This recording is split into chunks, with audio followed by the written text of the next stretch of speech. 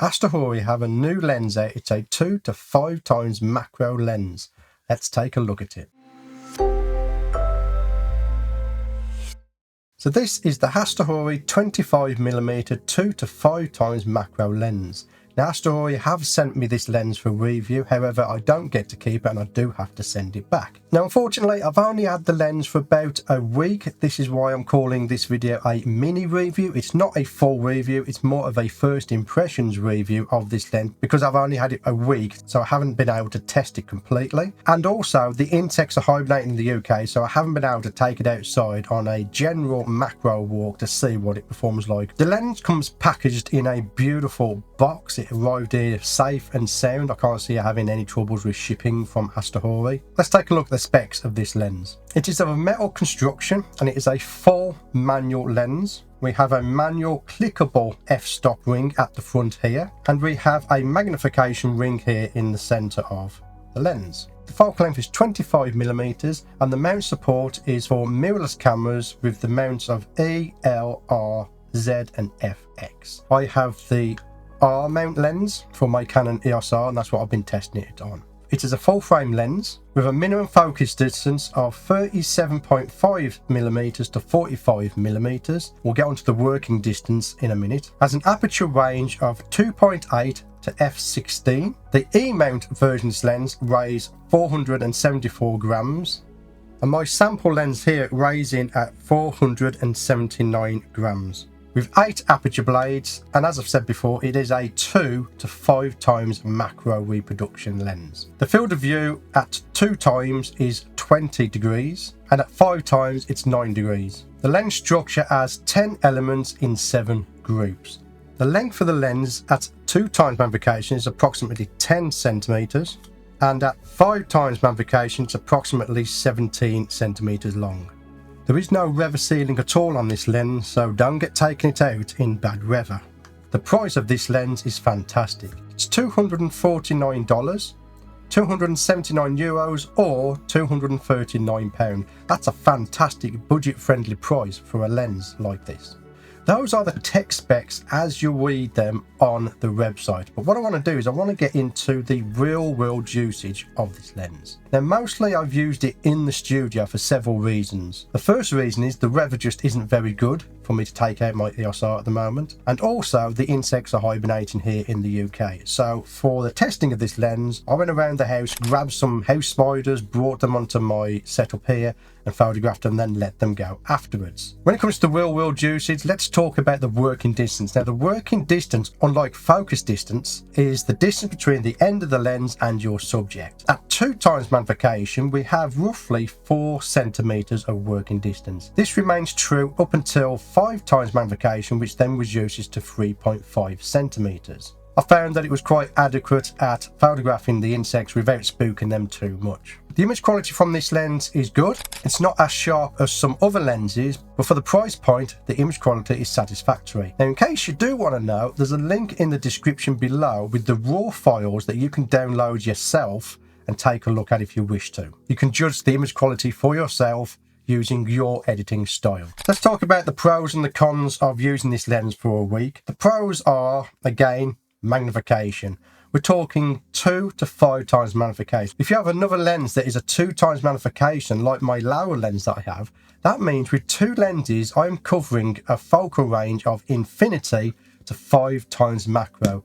Very rarely would you use a 5 times macro out in the field. When you're at 5 times, that's more like a studio environment lens where you're hooking up your camera equipment to a motorized or manual slider and you're doing high magnification macro shots. Another plus point for this lens is the price. It is a very budget friendly lens, so if you're new to high magnification macro, this lens is something that you can get without breaking the bank. It's also small and lightweight compared to a lot of other lenses that you can get on the market. I mean, it fits into the palm of my hand, which is very nice. And even though it is made of metal and it does feel quite hefty, it's no more heavier than my other macro lenses that I use. So when we're talking about image quality, as with any other lens, wide open is not the best use case for this lens. The sharpness is good, but there is a lack of contrast. You stop down, that fixes everything. The sharpness is good and the contrast is good. As we go up the f-stops, again, we start introducing diffraction. But the diffraction isn't really something to worry about until you get to around f11, f16, which is the maximum aperture on this lens. So generally, if you're using this and you want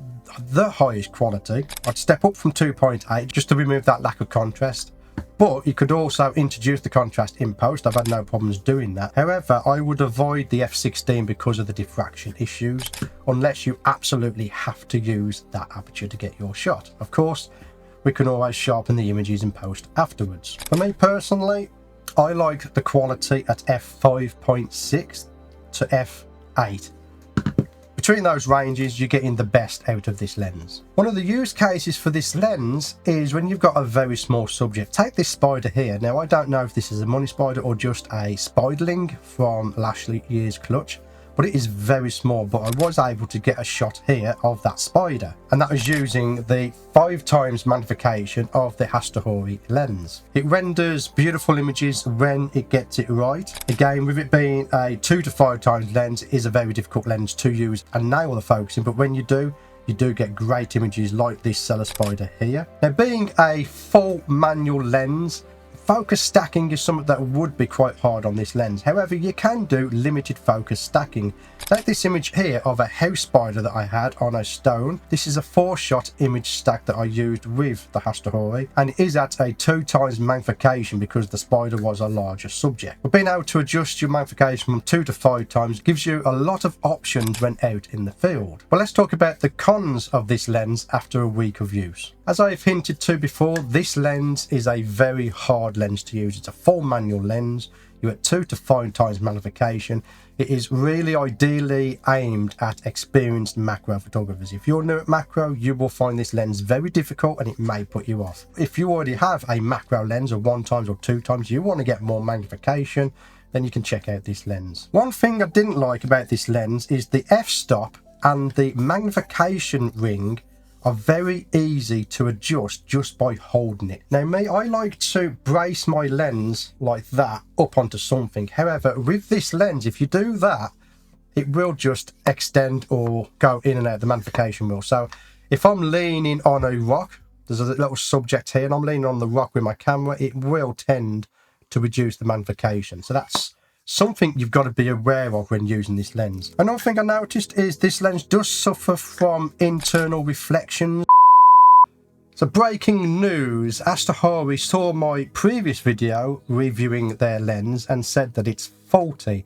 Now initially I took down the video because obviously I can't review a faulty product, but on looking at other feedback, it appears it might be an issue with the lens. Now I've boxed it up, it's getting sent back to AstrHori and they are sending me a retail version of the lens where they say the issues have been fixed. And I will do an update video to this to see if it has been fixed.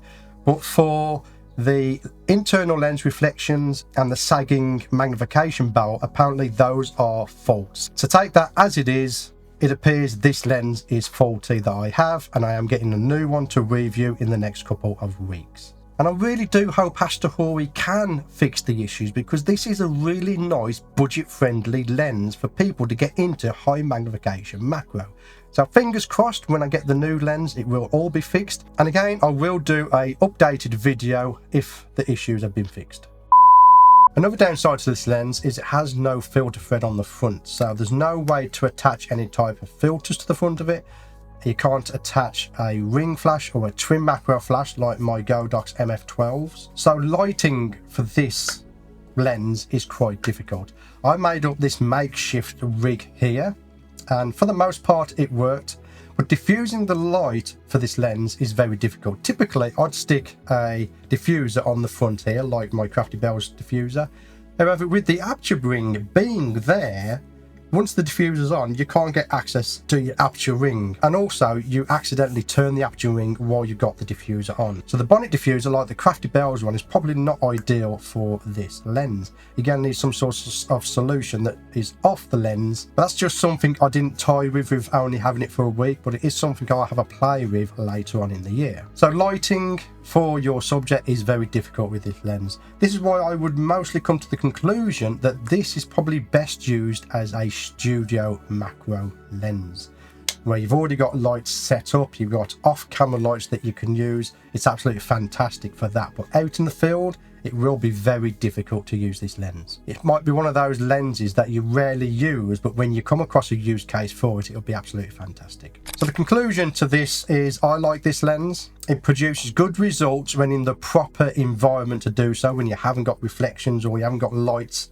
that are glaring into the lens. Once you get used to using it and using the manual f-stop and the very loose magnifying ring, it can give you good results. So I would recommend this lens if you are a macro photographer who wants to get more magnification at a budget friendly cost. If you want to see more information about this lens, there's a link down in the description where you can go to the website. There's also a link to the raw files that I've showed you in this video that you can download yourself and have a play along in your editing software to see what you think of the results from this lens. But that's where I'm going to leave this video. I want to thank AstrHori for supporting the channel and sending this lens over for review, but that's where I shall leave this one. My name's Stewart Wood. I want to thank you for getting to the end of this video, and I'll see you on the next one. Thank you for sticking to the end of this video. If you enjoyed it, then please subscribe and click the like button. It really does help out the channel.